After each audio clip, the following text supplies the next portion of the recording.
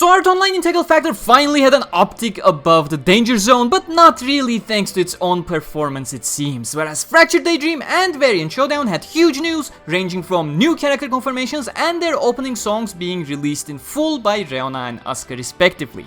Welcome SAO survivors to Dead Game Report for July 2024 featuring Integral Factor, Variant Showdown and Fractured Daydream. And as usual, this video is brought to you by my t-shirts and hoodies on Teespring, link to my store in the description where we have Lens Squad shirts, Angry Medina hoodies, even the poster of our first day project, so go ahead and check out the link in the description if you're interested. Alright, Fractured Daydream and Variant Showdown news are more or less gonna be the same as my SAO Games 10th anniversary event recap video, so I'll briefly go through them here and you can check that video by tapping the icon on the top right for a more in-depth dive. Starting chronologically with Variant Showdown news, the new gameplay preview gave us the biggest sign so far that the game will have co-op when it returns. Mito and Egil have been confirmed as additional characters, standing by that commitment to increase character variety. Story presentation has gotten a full overhaul, including a commitment to full voice acting for it, which is incredible, but may not be as friendly for the storage on your phone. I'm hoping it will have some smart memory management to remove lines from your device if they have not been called up for a couple days.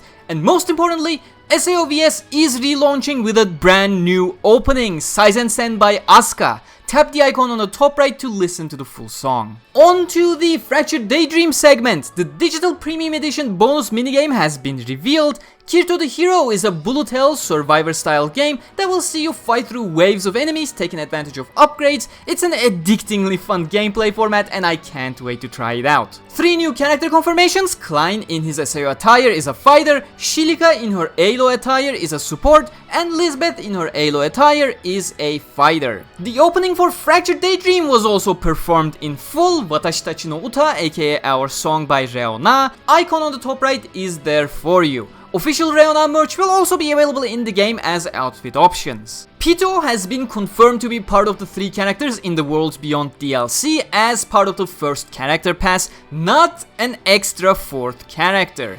And the Demon King set was clarified as to who can wear what. The horn accessory is equipable by everyone, whereas the outfit itself is locked to medium-sized male characters. That's currently Kirito, Oberon, Yu-Gi-Oh, Klein and Eiji. And last but not least, Fractured Daydream will get a demo for Tokyo Game Show as well. I presume it's gonna be a different build than the one shown at the Anime Expo, since it was advertised with Dorzel the Chaos Drake, Einkrat's Floor 91 boss seen in Ordinal Scale, now confirmed for SAOFD as well. And with all of that, we return to our regularly scheduled programming with Integral Factor. Last month, I extensively talked about SAOIF finally being in the danger zone. In July, we've seen the revenues rise back up to safe levels again, from just under 50 million yen to over 56 million yen. However, the game popularity itself was actually the lowest it has ever been, going down to 427th rank on average in July. This usually means a good month in the Japanese mobile game market, so despite the game on an individual basis doing worse, it managed to get a boost by the overall pie being larger. Now let's head into our monthly chart. Red is July, blue is June for comparison. The month started with the swimsuit banner featuring Asuna, Yuki, Lisbeth and Lifa, and surprisingly, it was not very effective. On the 4th, we had a lot of events, most of which were reruns, with the main new edition being the GGO crossover hunt event alongside a labyrinth strategy event, but the graph did not show any significant increase in popularity either. The fact that we did not even get a spike on the weekly reset there tells me either the swimsuit banner actually sustained players during what otherwise would have been a huge slump, or maybe other games had more interesting offerings during this time that most did not care for the weekly reset this time around. The 5th also brought the GGO daily login bonus, and we can see an initial bump, but it fizzled out quite fast, causing the game to almost drop to rank 600. Maybe putting 1500 gems to a later day of a 14-day login bonus was not the best idea here. Spreading the gems across multiple days could have maintained the interest better, considering the avatar items in the campaign have remained the same for years. I have like half a dozen of every single one of them. The next weekly reset showed us to never underestimate the power of nostalgia though. Memory Defrag banner went live featuring Asuna, Yuki, Shinon and Kirito, and the game skyrocketed to almost rank 200. And with the accompanying events like the 30 million XP and double character quest XP campaigns, it fared decently well for the majority of the week. On the 12th, there was the Marine Day selection order, which is the small bump you see right there. Selection orders don't always have an effect, but this one seemed to help a bit. The following weekly reset, the 17th, gave us the Unleash Blading banner featuring Kirito, Asuna, Alice and Yujiro, which also had a decent boost, not as much as Memory Defrag, but still decent. And despite the guild event and the Griffin Hunt, two great source of rewards that just arrived, the week just steadily fizzled out, unable to maintain interest in general. There was also the monthly SAOIF stream on the 19th, but it remained invisible in the chart. We usually have a small effect to see when there's an Integral Factor stream. This time, that was not the case. The 24th weekly reset brought the GGO Collab event proper. We had the collab banner with Len, Kirito and Koharu, as well as the GGO story event, but to be frank, I would have expected a higher spike here. I feel like over and over, GGO fails to make a significant impact, something I recognize in my own content as well. It almost feels like it does not quite have the power to market the main series SAO brands, indicating its fanbase to be a subsection of the main SAO fanbase, rather than crossing over enough to outside of the main SAO crowd, which, yeah, as I said, it makes things feel quite ineffective, which is quite the shame. Although I shouldn't talk as if prior story drops have been effective in SAOIF in general, none of the story drops in the past year or so have had a significant effect, sadly, but I'm not gonna be a broken record and go on a rant about making the story arc great again.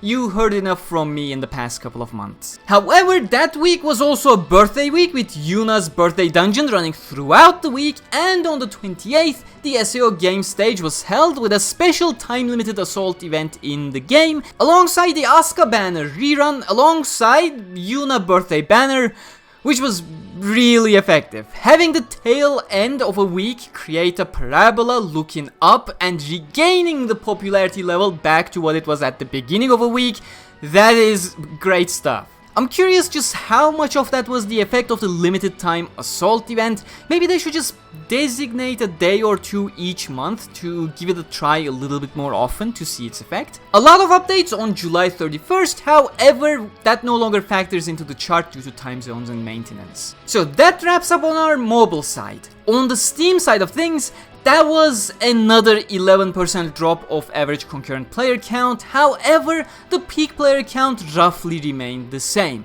I am not sure on how to approach the Steam side anymore. It was always the golden opportunity in my mind, but more and more it feels like they couldn't really lock in the new crowd, and the only ones playing on PC right now are the ones who used to play on phone, but want to play in 60 FPS instead.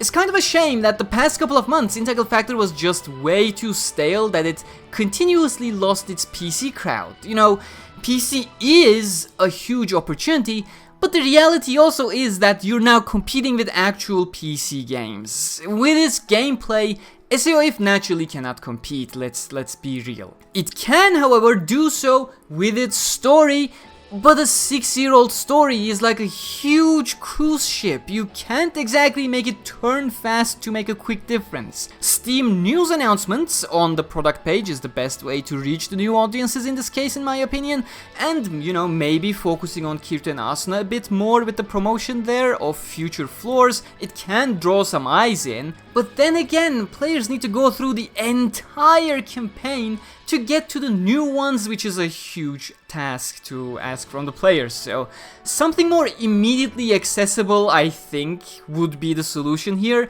which is technically what the event stories are, but they are far and few in between and are always themed, which narrows its scope and relevance in general. But yeah, you know, I'd give it a more thorough thought if it was my job, but that's as much as I'm willing to ramble and spitball before I lose your interest in the video. Overall, an uptick in the mobile market in Japan, but not thanks to the success of the game.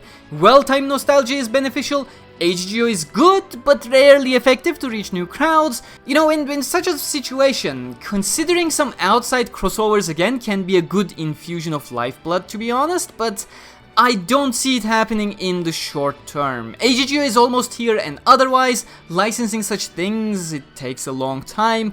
FGO is literally going to have a crossover with Honkai Star Rail sometime in the future. I think the SAO brand should be able to get something going with upcoming releases in the future. Thank you very much for watching Sword Art Online Dead Game Report for July, and I will see you all in the next one with August data and news. Until then, stay cool.